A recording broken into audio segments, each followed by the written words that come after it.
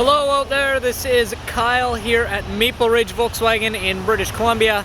Just wanted to shoot a quick video and show off the 2021 Volkswagen Tiguan in our highest trim level, the Highline R-Line.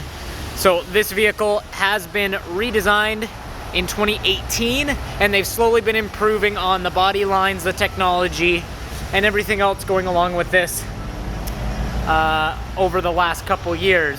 So this one does come with our 2-liter TSI turbo, as well as our 4Motion all-wheel drive, which is standard in our higher trim level. So the R-Line gives you a couple nice things. It gives you the color match bumpers along the bottom. So our normal Tiguan has black cladding, just like the wheel well there all the way around. And it gives the much more aggressive look as far as the front bumper as well. So again, especially with the lights there, they look very nice. R-Line does add a couple more badges as well as that larger, lower portion of the bumper and the nice alloy rims there as well.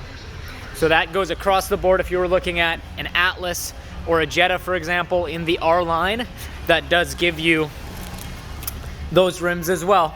Now we do have in the Highline and the R-Line, going all the way down to the Comfort line, the auto lift gate. So I just did that by the key. You do have a button on the outside and on the inside. You have tons of space in the back here. You have a cargo cover that does pull all the way up just to this lock right there, which gives you again that usable space. These do come in a 7-seater if they were needed. The 7 seats are a little bit smaller, but again usable in emergencies or for family members, stuff like that as well. So again, shutting the back, you do obviously have a backup camera being a 2021 model.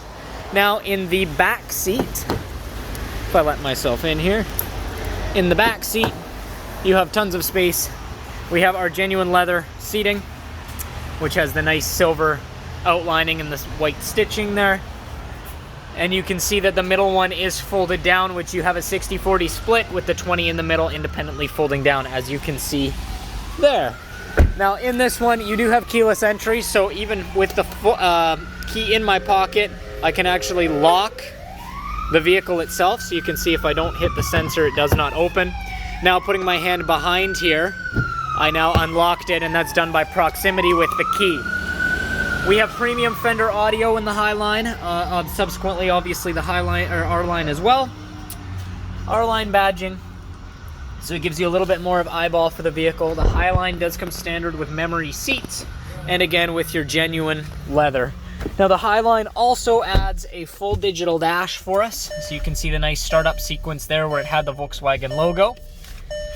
And it does remind me that it is on. Now, along with the Fender Premium Audio, you do have the control to mess with everything that you would want as far as settings goes. So if I go to sound, for example, I do have the ability, you can see right there, to change my subwoofer volume, my bass, my mid-level, and my treble.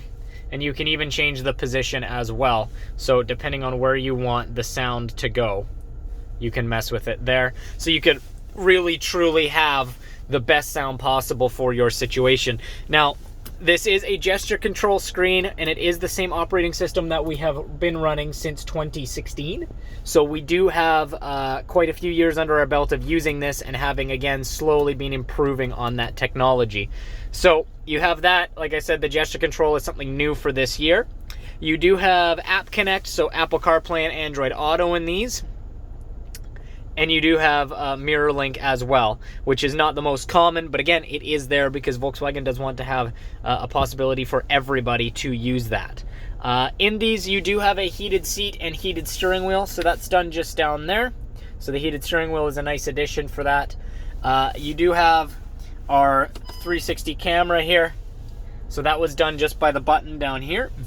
360 camera, and then you can individually select which camera you want to see. So if I want the front, if I want the rear, all that stuff, and then you can change your viewpoints as well. So if you had a hitch on the back, you can add a trailer quite easily just with the top down view, as well as parallel parking where it gives you the blocks, the yellow blocks there where it would be for another vehicle. So the 360 camera is quite nice. The other cool feature that we do have is our mode selection.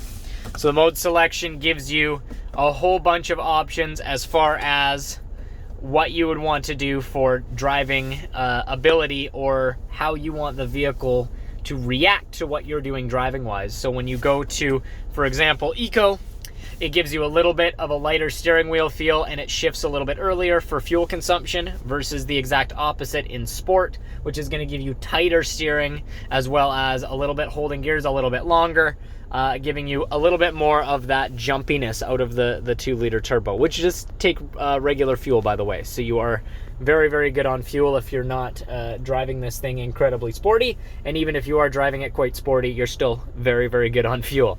Navigation you do have as well. So it's nice right here. It shows destination not suggested. So when you are running a route, it can go through here, or I can actually have my navigation screen in front of me here. Where it is right now is actually on my digital dash. So you can see it's very, very nice. The graphics are immaculate in these cars. They are awesome. I can actually change what I want in here as well. So for example, I can have my range or my speed, depending on what you want it to do, because you can again change what you want in the dials and all of that here. So I'm changing my viewpoint here to get, for example, the regular old dials or gauges of what most people are used to. But going back, you can, which is what a lot of people do, put the navigation in the middle there, and then again make it the whole screen. So you do have that. The other cool thing about this is I'm just using the buttons right down here to manipulate now. I do have a list of different driver assistance features. So lane assist, which is self-steering, speed, which is adaptive cruise or cruise control, and that is using a radar on the front. And then we have side assist and rear traffic alert. Side assist and rear traffic use the same sensors. So for example, if I toggle my side assist, it makes the amber glow on that side there. So you have that, and then front assist is autonomous emergency braking, which in British Columbia does give you a certain percentage of discount. I believe it is 10%, but it may vary slightly depending on your own situation.